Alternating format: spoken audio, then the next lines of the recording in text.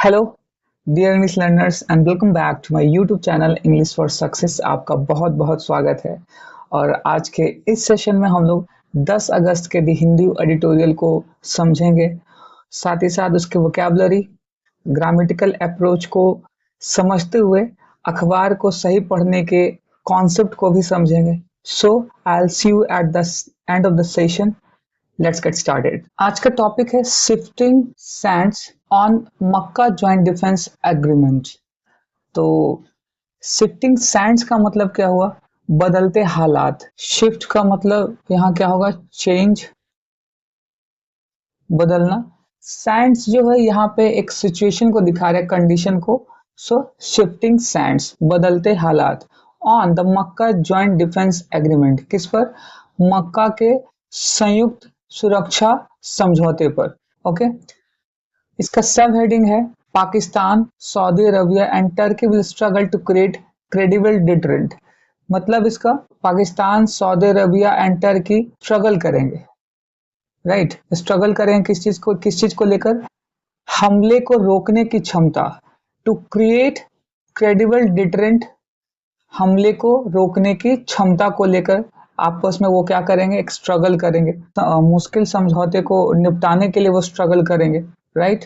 The joint defence agreement signed by Pakistan, Saudi Arabia and Turkey in Makkah on August 7 reflects their shared strategic anxieties and the changes underway in the West Asia's security architecture. तो यहाँ पे जो joint defence agreement हो रहा है, जिसको कि हम लोग कह सकते हैं संयुक्त सुरक्षा एक्ट है, समझौता है, उसको लेकर बात की जा रही है। साइन किया गया है, ये पैसिव वॉइस में है, यहाँ पे होगा वॉज साइंड। ठीक है, agreement was signed by Pakistan, Saudi Arabia and Turkey. कहाँ हुआ? इन मक्का। कब हुआ? On August 7। तो ये प्लेस को रिप्रेजेंट कर रहा है और ये टाइम को रिप्रेजेंट कर रहा है। ये दोनों ही एडवर्बियल है, ये एडवर्ब प्लेस है और ये एडवर्ब टाइम है जो समय को रिप्रेजेंट कर रहा है। इसका जो वर्ब है वो क्या है? रिफ्लेक्ट्स, ये दिखाता है their shared strategic। Share means what? साझा, संयुक्त। स्ट्रेटेजिक रणनीति को दिखाता है, उन सबके संयुक्त साझा रणनीति को दिखाता है। तो साझा का कॉमन कॉमन, म्यूचुअल, सेपरेट और इंडिविजुअल, व्यक्तिगत कह सकते हैं, अलग कह सकते हैं। शेयर्ड यहाँ पे एडजेक्टिव है, स्ट्रेटेजिक यहाँ पे नाउन है, रणनीति। Plant, tactical, random and unplanned, अचानक, बिना कोई प्लानिंग के, अनप्लान्ड जिसको कहते हैं। आर्किटेक्चर ये नाउन है, इसका मतलब होता है ढांचा। स्ट्रक्चर, फ्रेमवर्क, क्योज और डिसऑर्डर, यानी कि अफरा तफरी कह सकते हैं, परेशानी कह सकते हैं, डिसऑर्डर कह सकते हैं, जिसका कोई भी एक प्लान ना हो, अनप्लान्ड भी कह सकते हैं इसको। ओके, तो उनकी जो शेयर्ड स्ट्रेटेजिक एंजाइटीज, एंजाइटीज का मतलब यहाँ पे हो गया चिंता, परेशानी। एंड द चेंजेस अंडरवे, और क्या बताया जा रहा है? बदलाव अंडरवे इन वेस्ट एशिया सिक्योरिटी आर्किटेक्चर, जो बदलाव हो रहा है इन वेस्ट एशिया, पश्चिमी एशिया सुरक्षा ढांचा जो है उसको लेकर के उसमें बदलाव हो रहा है, उसको यहाँ पे दिखाया जा रहा है। The three countries have placed to bolster collective security and deterrence and promise to treat an armed attack against on as an attack against all। अब ये जो तीन कंट्रीज हैं उन्होंने क्या लिया है? प्लेज लिया है, शपथ लिया है, इसको ओथ भी कह सकते हैं, oath. They have oath, three countries subject है, ये इसका हेल्पिंग वर्ब है हैव और मेन वर्ब है प्लेज्ड। तो शपथ लिया है किस चीज के लिए? To blaster. ब्लास्टर का मतलब यहाँ पे क्या है? मजबूत करना, strengthen, support. Beacon on, undermine, इसका क्या है? एंटोनिम से कमजोर बनाना। टू ब्लास्टर कलेक्टिव सिक्योरिटी, यानी कि एकजुटता, यानी एक साथ सुरक्षा। एंड डिटरेंस, डिटरेंस मीनिंग क्या? निरोधक शक्ति। प्रिवेंशन, डिसुएशन, रोकना। इनकरेजमेंट एंड प्रोवोकेशन, उकसाना, इनकरेज करना। तो किस चीज को रोकने के लिए? डिटरेंस। तो ये इन सबके बीच में समझौता हुआ है। And coordinative conjunction, promise to, वादा किया, किस चीज के लिए वादा किया? इसका भी मेन वर्ब क्या है? हैव है, क्योंकि यहाँ एंड दो फ्रेजेस को, तो ये इसका इस प्रॉमिस्ड का मेन वर्ब कौन है यहाँ पे, ये हैव है, ध्यान रखेंगे। To treat an armed attack against one as an attack against all, तो ट्रीट करना, प्रॉमिस किया किस चीज के लिए, टू लग के V1 यहाँ आ रहा है तो ये बताया है उसके पर्पस को, किस लिए ये किया गया है, प्रॉमिस्ड किया गया है, ये ब्लॉस्टर किया गया है, इसका कारण क्या है, आर्म्ड अटैक यानी कि पूरी तरीके से सशस्त्र रूप से उस पर आक्रमण करना, अगेंस्ट किसके खिलाफ, ये प्रपोजिशन है, वन एज एक रूप में, एन अटैक अगेंस्ट ऑल यानी कि किसी एक पर अगर अटैक होता है इन तीनों देशों में से, हम लोग यहाँ बात कर रहे हैं Pakistan, Saudi Arabia and Turkey, इन तीनों देश में से किसी अगर एक देश पे कोई देश अगर आक्रमण करता है तो ये तीनों एकजुट होकर मिल करके उस देश पर आक्रमण करेंगे। तो इस बात पर क्या है, समझौता हुआ है, अग्रीमेंट हुआ है, अग्रीमेंट को पैक्ट भी कहते हैं, कॉन्ट्रैक्ट भी कहते हैं। ऑन पेपर, ये प्रपोजिशन से स्टार्ट हुआ है, पेपर पर इसका ऑब्जेक्ट है पेपर।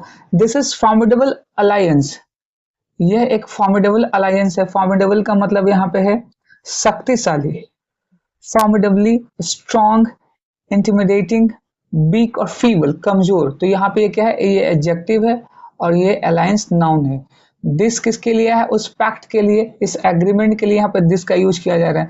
तो ये एक बहुत ही मजबूत समझौता है। Pakistan is a nuclear armed country with a powerful military, ठीक है। तो आगे एडिटर कह रहे हैं पाकिस्तान जो है एक न्यूक्लियर आर्म्ड, कहने का मतलब परमाणु से लैस, सशस्त्र जिसको कह सकते हैं, यानी कि पाकिस्तान के पास भी परमाणु की क्षमता है, उससे वो लैस है, सशस्त्र है। एटॉमिक आर्म्ड, न्यूक्लियर इक्विप्ड, ये सिनोनिम से, एंटोनिम्स क्या, नॉन न्यूक्लियर, डिसआर्म्ड जिसके पास न्यूक्लियर ना हो या आर्म्स ना हो उसकी बात की जा रही है। तो पाकिस्तान एक ऐसा देश है जिसके पास शक्ति है, country with a powerful military, यानी विद क्या है, प्रपोजिशन इसको बता रहा है किसके साथ, एक पावरफुल मिलिट्री है उसके पास। आगे बताया जा रहा है Saudi Arabia one of the world's largest crude oil exporters, Saudi Arabia दुनिया का one of the best largest crude oil exporters है, यानी कि दुनिया में सारे देशों में से एक सऊदी अरबिया का भी नाम है जो कि क्रूड ऑयल को, कच्चे तेलों को एक्सपोर्ट्स करता है, right. Has deep pockets and considerable influence across the Muslim world, तो एक उसका डीप पॉकेट्स, डीप पॉकेट्स कहने का मतलब कि उसका एक बहुत बड़ा पैट है, ठीक है, उसका एक बहुत बड़ा पैट है, डीप यहाँ पे एडजेक्टिव है, पॉकेट्स यहाँ पे नॉन है, एंड कंसिडरेबल पर्याप्त, इन्फ्लुएंस यानी कि उसका भी इन्फ्लुएंस अक्रॉस, प्रपोजिशन है द मुस्लिम वर्ल्ड, यानी कि जो मुस्लिम कंट्रीज है दुनिया में जितनी सारी, वो उसकी बात करिए कि सऊदी अरबिया का पहुंच वहां तक भी है। एंड और साथ ही साथ टर्की के भी बारे में कुछ एक्स्ट्रा इन्फॉर्मेशन दिया जा रहा है। Turkey has an expanding military industrial base, और टर्की के भी पास क्या है, एक विस्तृत सैन्य औद्योगिक आधार, एक बेस है उसके पास जिसमें एडवांस ड्रोन बनाने की क्षमता भी शामिल है, राइट। एक इंडस्ट्री बेस है, इंडस्ट्रियल बेस है, इंडस्ट्रियल यहाँ पे एडजेक्टिव है और बेस इसका नाउन है। Including what, advance drone production capabilities, तो उसके बाद क्या है, एक एडवांस ड्रोन प्रोडक्शन की क्षमता है, कैपेबिलिटीज है, वो किसके पास है, तुर्की के पास। तो यानी तीनों जो देश इसमें जो एग्रीमेंट हुआ है, तीनों अपने आप में बहुत ही ताकतवर हैं, सबके पास कुछ ना कुछ अपनी स्पेशलिटी है जो कि यहाँ पे एडिटर ने एक्सप्लेन किया है। I hope it is clear. इसके कुछ वर्ड मीनिंग्स देख लेते हैं। पावरफुल, ये एडजेक्टिव है, शक्तिशाली, strong, mighty, weak and feeble, these are antonyms, कमजोर। एक्सपोर्टर्स नाउन है, निर्यातक, सेलर्स, सप्लायर्स, इंपोर्टर्स, बायर्स, खरीदार, इंपोर्ट करने वाले, these are antonyms. That the pact was announced in the middle of the war on Iran and Israel's continuing bombing campaigns in the region on is no coincidence। तो कहा जा रहा है that pact, ये जो pact है was announced, ये कब अनाउंस किया गया, पैसिव वॉइस में है, was announced है, was यहाँ पे हेल्पिंग ओवर, announced यहाँ पे V3 है, अनाउंस किया गया कब, in the middle of the war, युद्ध के मध्य में, ऑन ईरान, कैंपेन्स का मतलब यहाँ पे ये नाउन है, इसका मतलब होता है आंदोलन, या यहाँ युद्ध के सेंस ले लिया जा सकता है, war. In the region is no coincidence, ये जो क्षेत्र में, कहा क्षेत्र में, ये कोइंसिडेंस नहीं है, यानी कि एक संयोग नहीं है। चलिए यहाँ तक फिर से एक बार इसको समझते हैं। यह समझौता ईरान के साथ युद्ध और इस क्षेत्र में इजराइल के लगातार बमबारी अभियानों के बीच घोषित किया गया है। तो यहाँ पे कहा जा रहा है कि ये जो समझौता हुआ है in the middle of the war on Iran, Iran के ऊपर जो लगातार वॉर हो रहा है, युद्ध हो रही है, और इजराइल कंटिन्यूइंग बॉम्बिंग कैंपेन्स, और इजराइल को जो लगातार जो कैंपेन है बॉम्बिंग का, बमबारी का इन द रीजन, क्षेत्र में, ये कोई कॉन्सिडेंस नहीं है।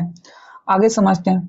Faced with the prospect of reduced American strategy presence in West Asia, regional powers have begun looking beyond the traditional US security umbrella for new partnership.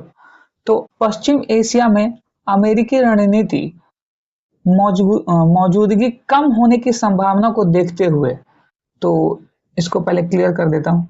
Faced with prospect to reduced American strategy presence in West Asia, यानी कि face कहने का मतलब ये सामना करते हुए, ये देखते हुए कि एक जो प्रोस्पेक्ट है, प्रोस्पेक्ट का मतलब संभावना, पॉसिबिलिटी, आउटलुक, सर्टेनिटी, होपलेसनेस, जिसको अनिश्चितता भी कह सकते हैं। सर्टेनिटी का मतलब निश्चितता, होपलेसनेस मतलब निराशा, ठीक है, कि ये prospect two of reduced American strategy, किस चीज के लिए? अमेरिका की स्ट्रेटेजी को रिड्यूस करने के लिए, कम करने के लिए, स्ट्रेटेजिक प्रेजेंस, जो उसका एक स्ट्रेटेजिक प्रेजेंस है वेस्ट एशिया में, उसकी उपस्थिति जो है, रणनीति जो है, उसको कम करने के पॉइंट ऑफ व्यू से ये पावर्स को क्रिएट किया जा रहा है, right. Regional powers have begun looking beyond the traditional US security umbrella for new partnership. तो कहा जा रहा है कि जो नए रीजनल पावर्स है, रीजनल यूज किया गया है किसके लिए? टर्की, सऊदी अरबिया और पाकिस्तान के लिए, क्योंकि ये सब क्या है, एक कह सकते हैं पड़ोसी देश है, इसलिए यहाँ पे रीजनल का यूज किया गया है। रीजनल यहाँ पे एडजेक्टिव है और पावर यहाँ पे नाउन है। एक रीजनल शक्तियां हैं जिन्होंने शुरुआत की है लुकिंग बियॉन्ड, उसके पार देखने की, किसके? The traditional US security umbrella. यहाँ पे ट्रेडिशनल सिक्योरिटी अम्ब्रेला कहने को यूएस जो एक पारंपरिक रूप से जो उसकी सिक्योरिटी है, उसका जो अम्ब्रेला छत्र, जिसके अंदर सारे देश क्या है आते हैं, और किस चीज के लिए? फॉर न्यू पार्टनरशिप, नए पार्टनरशिप के रूप, नए समझौते के रूप में। चलिए इसको समझते हैं। पश्चिम एशिया में अमेरिका रणनीतिक मौजूदगी कम होने की संभावना को देखते हुए क्षेत्रीय ताकतों ने नई साझेदारियों के लिए पारंपरिक अमेरिकी सुरक्षा कवच, अम्ब्रेला का मतलब यहाँ पे क्या हो गया? कवच, बचाव जिसको कह सकते हैं, से आगे देखना शुरू कर दिया है। यानी अमेरिका को यहाँ पे क्या है, क्योंकि अमेरिका का जो प्रभुत्व है पूरे दुनिया पर, उसकी कमी में उसकी क्या है, उसमें कमी आई है, और जिसके कारण से ये नए जो क्षेत्रीय पावर्स हैं वो एक साथ जुट हुए हैं और अपने आप को एक समझौते में बदला है, अपने पावर को। आगे देखते हैं। इन सितंबर 2025, a few weeks after Israel bombed Qatar, Pakistan and Saudi Arabia announced a bilateral defense agreement. 2025 सितंबर में a few weeks after Israel bombed Qatar, यानी कि कुछ हफ्तों के बाद इजराइल ने जब बॉम्ब गिराया था, यानी बॉम्ब यानी आक्रमण किया था कतर पे, Pakistan and Saudi Arabia announced bilateral defence agreement. Bomb पे पाकिस्तान ने, सऊदी अरबिया ने एक क्या था, एक अनाउंस किया था, किस चीज के लिए? अब बायलैटरल डिफेंस एग्रीमेंट, द्विपक्षीय डिफेंस एग्रीमेंट, सुरक्षा समझौता पर उसने अपना अनाउंस किया था। किसने? पाकिस्तान और सऊदी अरबिया ने। तो आप इसको ध्यान में रखेंगे। The war on Iran, which was Tehran retaliating by striking US bases across the Persian Gulf, and Israel's war in its neighborhood have further depend the security concerns of Saudi Arabia and Turkey. तो आगे कहा जा रहा है, पहले इस line को देख लेते हैं। सितंबर 2025 में इजराइल द्वारा कतर पर बमबारी करने के बाद कुछ हफ्ते बाद पाकिस्तान और सऊदी अरब ने एक द्विपक्षीय रक्षा समझौते की घोषणा की, अनाउंसमेंट किया, ठीक है। तो यहाँ पे इसके पहले वर्ड क्लासिफिकेशन को देख लेते हैं। अ फ्यू वीक आफ्टर, ये पूरा का पूरा यहाँ तक क्या है? सब्जेक्ट आफ्टर प्रपोजिशन है, और ये क्या है? डिटर्मिनेंट से स्टार्ट हुआ है, ठीक है। आफ्टर यहाँ पे प्रपोजिशन है किसके? इजराइल, यहाँ पे सब्जेक्ट है और इसका वर्ब है बॉम्ब्ड, किस पे? कतर पे, इसका ऑब्जेक्ट है। अब यहाँ पे कॉमा है, दूसरे यहाँ पे क्लाउज को रखा गया। पाकिस्तान एंड सऊदी अरबिया ये सब्जेक्ट है। अनाउंस्ड इसका मेन वर्ब है, ये पास्ट इंडेफिनिट का है। क्या अनाउंस किया? अ बायलैटरल डिफेंस एग्रीमेंट ए डिटर्मिनर और ये पूरा का पूरा क्या है, यहाँ से यहाँ तक ऑब्जेक्ट है, बायलिटरल यहाँ पे एडजेक्टिव है, डिफेंस एग्रीमेंट कंपाउंड नाउन है, द वॉर यहाँ पे सब्जेक्ट है, द वॉर ऑन ईरान, यहाँ से दूसरा सेंटेंस स्टार्ट हो रहा है, which saw Tehran retaliating by striking US bases across the Persian Gulf and Israel's wars in its neighborhood। तो यहाँ पे अम्ब्रेला का मतलब छत्र हो गया, cover, protection, exposure, vulnerability, vulnerability का मतलब क्या हो गया, भेदता, भेदभाव, तो आप इसको ध्यान में रखेंगे। बॉम्ब्ड ये वर्ब है, यहाँ पे इसका मतलब है बमबारी करना। अटैक्ड, शील्ड, डिफेंडेड, प्रोटेक्ट, सुरक्षित करना, प्रोटेक्शन देना। रिटेलिएटिंग ये एक वर्ब है, प्रतिशोध लेना। काउंटर अटैकिंग कह सकते हैं, रिस्पॉन्डिंग, सरेंडरिंग, इग्नोरिंग, अपने आप को समर्पण करना, सरेंडर करना। दीज आर एंटोनिम्स, इग्नोरिंग या इग्नोर करना। नेबरहुड ये क्या है, एक नाउन है, पड़ोस के, जिसको कह सकते हैं विसिनिटी, लोकेलिटी, डिस्टेंस और रिमोटनेस, अलगाव, अलग, दूरी। फ्राउट ये एडजेक्टिव है, तनावपूर्ण। स्ट्रेन्ड, ट्रबल्ड, पीसफुल और काम, शांतिपूर्ण, ये दीज आर एंटोनिम्स। ट्राइलेटरल त्रिपक्षीय ये एडजेक्टिव है। Three party, try party, bilateral, unilateral. Bilateral मतलब एक पक्षीय, यूनिलेटरल का मतलब भी क्या होता है, एक तरफा, जिसको कह सकते हैं। These are antonyms. एरियल हवाई, हवा से जुड़ा हुआ। एयरबॉर्न, स्काई बेस्ड, ग्राउंडेड और टेरेस्ट्रियल यानी कि जमीनी लड़ाई जिसको कह सकते हैं। और एरियल का मतलब हवा में, हवाई, हवाई वॉर कह सकते हैं, एरियल वॉर कह सकते हैं, युद्ध। अब इसको समझते हैं। ईरान के साथ युद्ध जिसमें तेहरान ने फारस की खाड़ी में अमेरिकी ठिकानों पर हमला करके जवाबी कार्रवाई की थी। तो यही बात की जाए, द वॉर ऑन ईरान, किस पे, युद्ध पर, ईरान पर युद्ध। विच सॉ जिसमें यह पता चलता है तेहरान रिटेलिएटिंग, तेहरान ने क्या लिया, बदला लिया। बाय स्ट्राइकिंग कैसे, स्ट्राइक करते हुए, हमला करते हुए यूएस बेसिस पे। अक्रॉस प्रीपोजिशन है, the Persian gulf, Persian gulf पे चारों तरफ उसने हमला कर दिया। And Israel's war in its neighbourhood, और इजराइल का जो युद्ध है उसके अपने पड़ोसियों के साथ, उसको वो बताता है। Have further depend the security concern of Saudi Arabia and Turkey, और इसी कारण से क्या है, इसने और डीप कर दिया है और गहरा दिया है सुरक्षा चिंताओं को लेकर, कंसर्न्स को लेकर। ठीक है, किसके लिए, सऊदी अरबिया और टर्की की सुरक्षा नीतियों को लेकर, चिंताओं को लेकर बढ़ा दिया कि ऐसा भी हो सकता है, हम, मेरे साथ भी ऐसा हो सकता है। हैव यहाँ पे हेल्पिंग वर्ब है और डिपेंड इसका main verb. The Persian Gulf and Israel's war in neighbourhood. Have, तो ये हैव किसके लिए आया है, आप यहाँ पे ध्यान रखेंगे, the Persian Gulf and Israel. आगे देखते हैं, पहले इसको क्लियर कर दूं।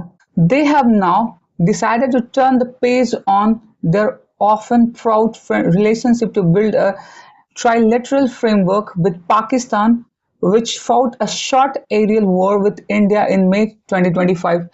तो उन लोगों ने ये निश्चय किया है, उन लोग कहने का मतलब यहाँ पे बात की जा रही है टर्की एंड सऊदी अरबिया की। दे हैव नाउ डिसाइड, उन्होंने अब डिसाइड किया। नाउ यहाँ पे एडवर्ब है, ठीक है, डिसाइड इसका मेन वर्ब है, और हैव यहाँ पे क्या है, इसका ऑक्सिलरी वर्ब है। ये दे किसके लिए आया है, Saudi Arabia and Turkey.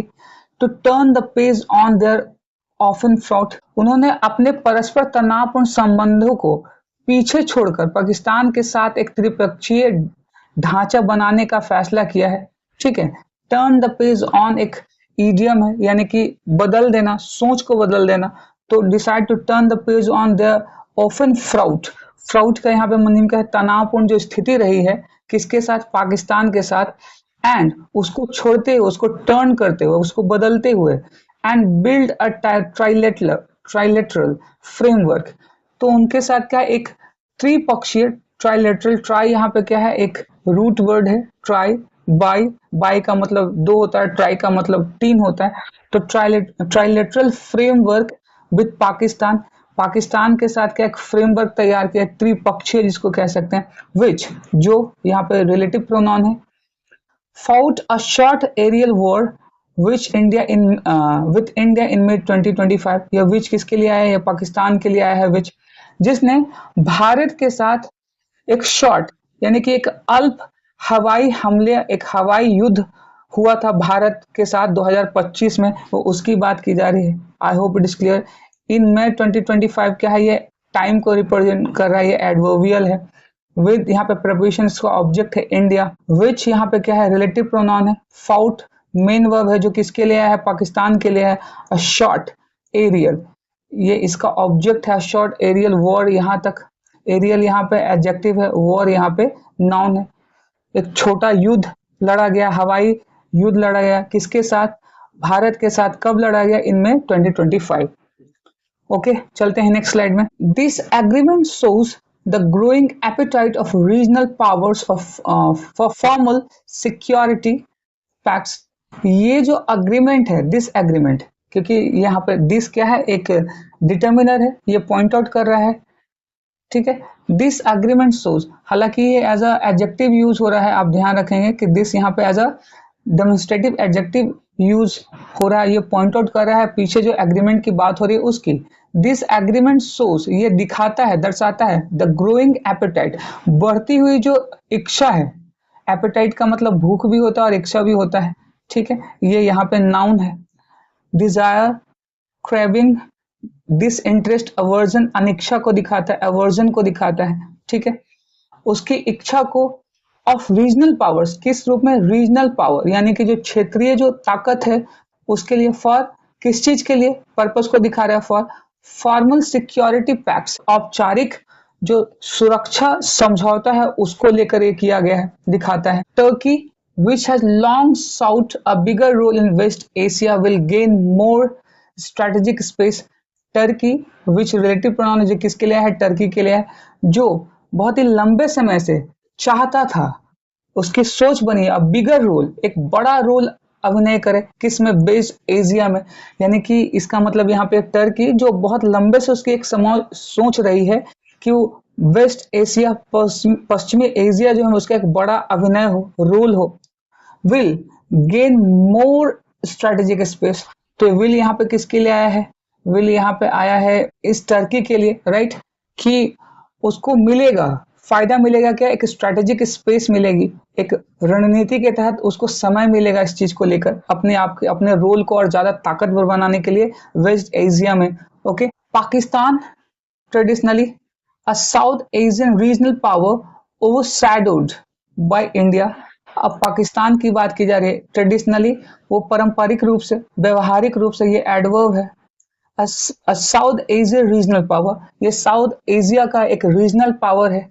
Overshadowed by India, यानी कि इसको हमेशा कम आंका गया। ओवरशैडोड का मतलब यहाँ पे होगा भारी पड़ जाना, भारत अक्सर से भारी पड़ा है पाकिस्तान पे। ओवरशैडोड यहाँ पे क्या है, V2 मेन वर्ब है इसका, ये पाकिस्तान के लिए यूज किया गया है।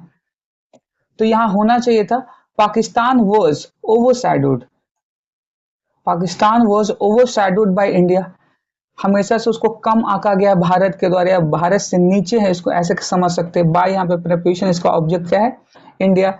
ये इनडायरेक्ट पैसिव है, बाइक लगकर फिर उसका एजेंट यानी ऑब्जेक्ट यहाँ पे यूज किया गया है। I hope it is clear. Is also seeking to expand its role as a West Asia security provider and mediator. तो यहाँ पाकिस्तान के लिए इज आया है, यहाँ पे ऐसे समझ सकते हैं, Pakistan is also seeking to expand, Pakistan वो चाह रहा है, सीख कर रहा है, कोशिश कर रहा है, टू एक्सपैंड, बढ़ाने के लिए, इट्स रोल, अपने रोल को, एज, किस रूप में, proposition a West Asia security provider, यानी कि वेस्ट एशिया के एक सुरक्षा प्रोवाइडर के रूप में, प्रदान करने वाले के रूप में, पश्चिमी एशिया के सुरक्षा प्रदान करने वाले के रूप में अपने आप को देख रहा है। एंड यहाँ पे कोऑर्डिनेटिव कंजंक्शन, एंड मीडिएटर, एक मध्यस्थ के रूप में। वर्ड मीनिंग्स को देख लेते हैं। प्रोवाइडर, प्रदाता, ये नाउन है। Supplier, giver, receiver, taker, antonyms. Mediator, मध्यस्थ, ये नाउन है। इंटरमीडिएट, इंटरमीडियरी, आर्बिट्रेटर, इंस्टिगेटर और एजिटेटर, इंस्टिगेटर और एजिटेटर का भड़काने वाला, उकसाने वाला। एजिटेटर का मतलब होता है आंदोलनकारी, उद्वेग पैदा करने वाला, आक्रोश पैदा करने वाला। These are the antonyms. Defence noun है, रक्षा, प्रोटेक्शन, सेफ गार्डिंग। ऑफेंस और अटैक, आक्रमण करना। These are antonyms. Interoperability ये एडजेक्टिव है। परस्पर संचालन क्षमता, कॉम्पेटिबिलिटी, इंटीग्रेशन। इनकम्पैटिबिलिटी इसका मतलब था असंगति, परस्पर विरोधी। आइसोलेशन मतलब अलगाव। These are antonyms. चैलेंजेस ये नाउन है, चुनौतियां। डिफिकल्टीज ऑब्स्टेकल्स बाधाएं जिसको कह सकते हैं। ईज और सोल्यूशन शांति और उसका solution. These are antonyms. Collective सामूहिक ये एडजेक्टिव है। Joint combined. Individual separate individual मतलब व्यक्तिगत, सेपरेट मतलब अलग। These are antonyms. डिटरेंस ये नाउन है, निरोधक शक्ति। प्रिवेंशन, डिसुएशन, इंकरेजमेंट, प्रोवोकेशन भड़का देना, इनकरेज कर देना, उत्साहित कर देना। कॉन्फ्लिक्ट्स ये नाउन है, संघर्ष, विवाद भी कह सकते हैं इसको। क्लासेस, बैटल्स युद्ध भी कहा जा सकता है। हार्मनी, पीस शांति और सौहार्द। These are antonyms. अब इसको समझते हैं। The alliance would allow to 3 countries to deepen defence cooperation and military interoperability, though it is too early to say whether it would help them address their security challenges. अब ये जो समझौता है, alliance है, इन तीनों के बीच में जो ये अलायंस हुआ है, समझौता हुआ है, उसको लेकर बात कही जा रही है। वुड अलाउ ये अलाउ करेगा किसको? ये ऑब्जेक्ट है। वुड यहाँ पे हेल्पिंग वर्ब है, अलाउ इसका मेन वर्ब है। किसको अलाउ करेगा?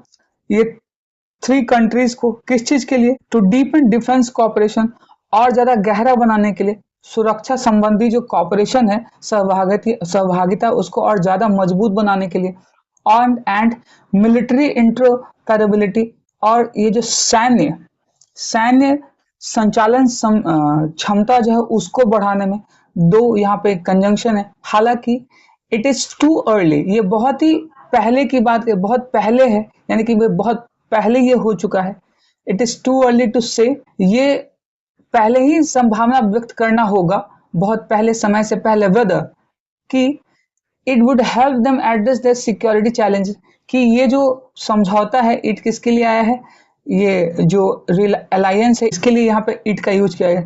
ये जो समझौता है वो हेल्प करेगा एड्रेस करने के लिए, सॉल्व करने के लिए देयर सिक्योरिटी चैलेंजेस, उनकी सुरक्षा में जो परेशानियां आ रहे हैं, हर्डल्स आ रहे हैं, ऑब्स्टेकल्स आ रहे हैं, उसको सॉल्व करने में कितना सहायक होगा। तो एडिटर का कहने का मतलब यहाँ पे ये है, alliances based on collective security, ये जो समझौते हैं बेस्ड ऑन किस पे आधारित?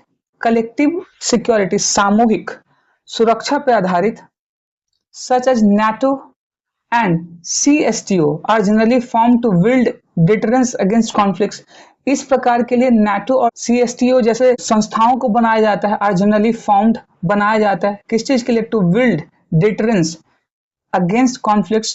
डिटरेंस का मतलब कम करना, लेसन कह सकते हैं, प्रिवेंशन कह सकते हैं, डिसुएशन कह सकते हैं। अगेंस्ट यहाँ पे प्रिपरेशन है किसके खिलाफ? कॉन्फ्लिक्ट के खिलाफ।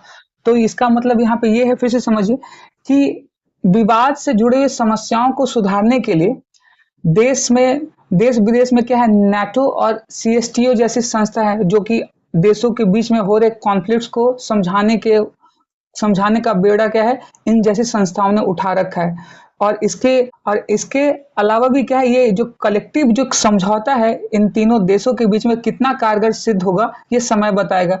तो ये एडिटर का कहने का मतलब ये है यहाँ पे। I hope it's clear. The biggest liability of the Mecca agreement is that it was signed and amid ongoing Wars. तो ये जो सबसे बड़ा जो इसमें लायबिलिटी है, यानी कि दायित्व कह सकते हैं, उत्तरदायित्व, ये एडजेक्टिव है। सबसे बड़ी दायित्व ये है, इस मक्का एग्रीमेंट को इसलिए द का यूज किया गया क्योंकि एक खास एग्रीमेंट की बात की जा रही है मक्का एग्रीमेंट के रूप में, तो इसलिए यहाँ पे द का यूज किया गया। तो इसके सबसे बड़ी जो दायित्व है क्या है? Is that it was signed, ये साइन किया गया, ये समझौता इट किसके लिए है? इस समझौते के लिए है, अग्रीमेंट के लिए। ये साइन किया गया है अमिड, ये प्रपोजिशन है, के बीच में, ऑनगोइंग वॉर्स, यानी कि वॉर जब चल रहा है उसके बीच में समझौता साइन किया गया है, पैक्ट साइन किया गया है। ओवर द पास्ट 5 मंथ्स, पिछले 5 महीनों से ये यहाँ प्रपोजिशनल फ्रेज से स्टार्ट हो रहा है, ये टाइम को रिप्रेजेंट कर रहा है यहाँ पे। Saudi Arabia has faced repeated Iranian missiles and drone attacks. पिछले 5 महीनों के ज्यादा से सऊदी अरबिया वो फेस कर चुका है लगातार repeated continuously regularly Iranian missiles को एंड ड्रोन अटैक्स, यानी कि ईरान ने क्या है लगातार 5 महीनों से ज्यादा से सऊदी अरबिया पे मिसाइल्स एंड ड्रोन अटैक्स वो करता रहा है और जिसको सऊदी अरबिया फेस कर चुका है। The collective security place is unlikely to deter Iran from targeting US bases in Saudi Arabia if the war currently on pause escalates further।